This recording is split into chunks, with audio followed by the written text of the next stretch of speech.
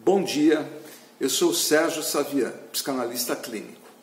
E o assunto dessa playlist é a harmonia entre o feminino e o masculino. E a base que eu estou usando para falar desse assunto são os conceitos do Carl Gustav Jung. Bom, vamos lá. O feminino e o masculino são dois polos que fazem parte de nós mesmos e que são vistos muitas vezes como separados. Quer dizer, ou se é feminino ou é masculino. Mas, na verdade, fazem parte de uma coisa só, fazem parte de todos nós. Aquilo que a gente não reconhece na gente, que não está consciente, vai para a sombra. Por isso, nesse vídeo, que é o quarto da sequência, eu vou falar de mais um conceito de Jung, que vai ajudar a gente a compreender melhor o feminino e o masculino. Vamos falar da sombra. Bom, tem um lado nosso que é consciente. É tudo aquilo que a gente sabe da gente mesmo. Os conteúdos que não são assimilados pela consciência vão para a sombra. Na sombra, a gente encontra aquilo que o ego não assimila na vivência pessoal. E ela mantém esses conteúdos a uma certa distância, mas com a possibilidade de vir à tona mais cedo ou mais tarde. A gente pode considerar também uma sombra arquetípica, quer dizer, responsável pelos conteúdos humanos gerais que a cultura não consegue assimilar, que não está disponível na consciência coletiva. Cada um de nós tem conteúdos assim, na sombra, que dificilmente são alcançados pela consciência, a não ser que você determine colocar luz nesses conteúdos, a luz da consciência. Ao longo da vida, a relação da sombra com o ego, que é o centro da consciência, é intensamente dinâmica e presente. Embora o ego não queira reconhecer os conteúdos da sombra, ela se mantém presente e operante o tempo todo.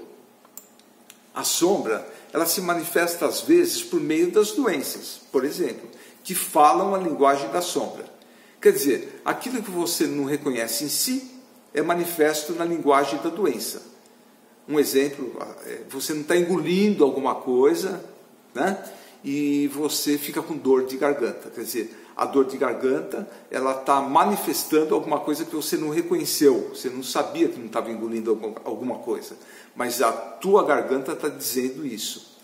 Noutras vezes, a sua sombra, você reflete no comportamento das outras pessoas. Quer dizer, você deixa que as outras pessoas vivenciem aquilo que você não permite para você mesmo. Bom, um dos aspectos da sombra é a parte animalesca da nossa personalidade. Para o Jung, esse arquétipo é herdado das formas inferiores de vida. A sombra contém os desejos imorais, violentos, inaceitáveis. A sombra, ela nos incita a comportamentos de uma forma que normalmente a gente não se permitiria. Mas quando isso ocorre, geralmente a pessoa insiste em afirmar que foi acometido por algo, quer dizer, que bebeu muito ou que estava tomado por forças estranhas. Para Jung, esse algo, forças estranhas, seria a sombra, que é a parte primitiva da natureza humana. No entanto, a sombra possui também um lado positivo, responsável pela espontaneidade, pela criatividade, pelos insights, pela emoção profunda, que são características necessárias para o total desenvolvimento humano. Quer dizer, a gente precisa conhecer a nossa sombra, porque lá tem coisas muito importantes para a nossa totalidade. Vamos ampliar um pouco esse conceito de sombra. Quando eu digo eu estou falando de uma somatória de identificações diferentes. Por exemplo, eu posso me descrever como um homem brasileiro engenheiro. Posso me descrever, sou casado, ou sou solteiro, sou pai, proativo, honesto, de direita, de esquerda, e assim por diante. Essas identificações, depois a gente vai falar sobre elas, se fundamentam em escolhas que a gente vai fazendo em algum momento para optar sempre por uma entre outras possibilidades. A gente se identifica com um polo e exclui os outros.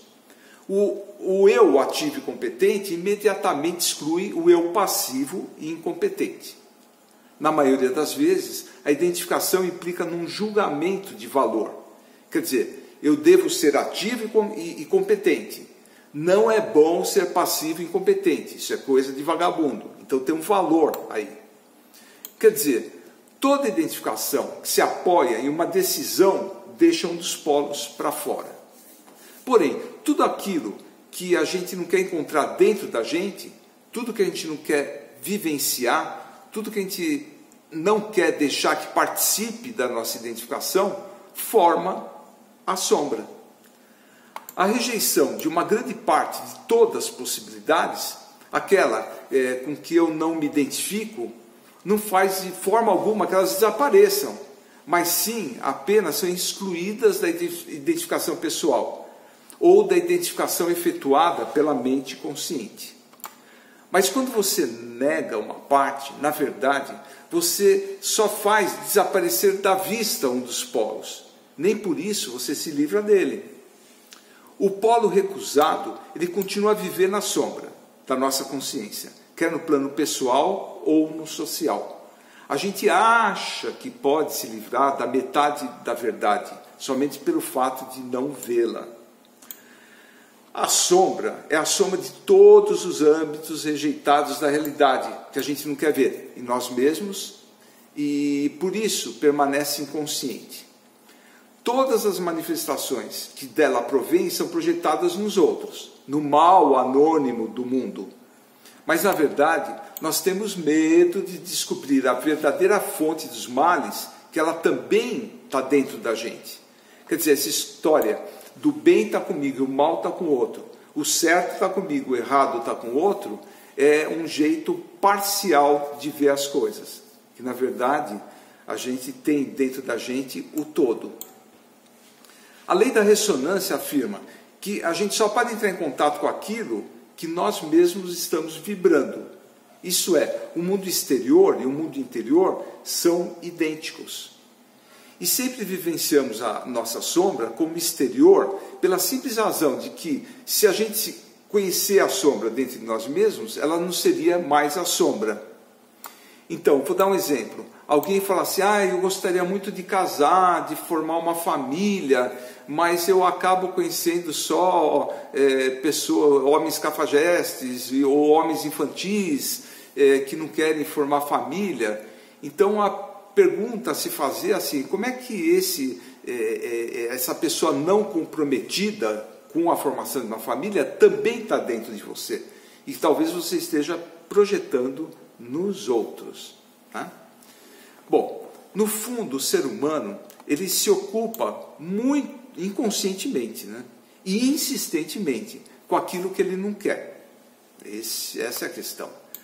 Assim, você fica conectado, mesmo sem consciência, com um princípio rejeitado e acaba por vivê-lo. Por exemplo, são muitos filhos que adotam mais tarde na vida os mesmos comportamentos que mais odiavam na personalidade de seus pais. Ou você acaba se aproximando daquilo que tanto você tem medo. Ou o homem e a mulher que acaba se sentindo atraído pelo tipo de pessoa que sempre achou que não gostava. Essa é a questão. Os pacifistas acabam se tornando militantes bélicos, agressivos. Os moralistas, no fundo, só pensam em sexo. Os fanáticos por saúde acabam adoecendo. As feministas se colocam tão donas da verdade quanto os machistas, e assim vai. Todas as ilusões desse mundo são relativamente inocentes se compararmos àquela que infligimos a nós mesmos. As ilusões. A gente é muito iludido a respeito da gente mesmo. Ser honesto com você mesmo é o maior desafio para você enfrentar. E para ser honesto com você mesmo, reconheça a tua sombra. E a melhor maneira de fazer isso é colocar a luz da tua consciência para funcionar. É aí que entra uma boa terapia. Na terapia, você, junto com o seu terapeuta, se propõe a olhar com honestidade para si mesmo. O que você realmente sente e pensa? Qual a diferença entre aquilo que você idealiza para si e aquilo que realmente você é?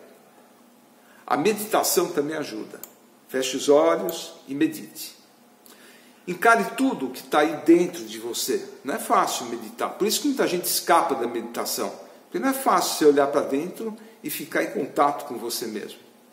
Tenha a prática de recordar e anotar os seus sonhos de manhã e contá-los para o seu terapeuta, para alguém. Sabe por quê? Os sonhos mostram o que está dentro de você, sem disfarce.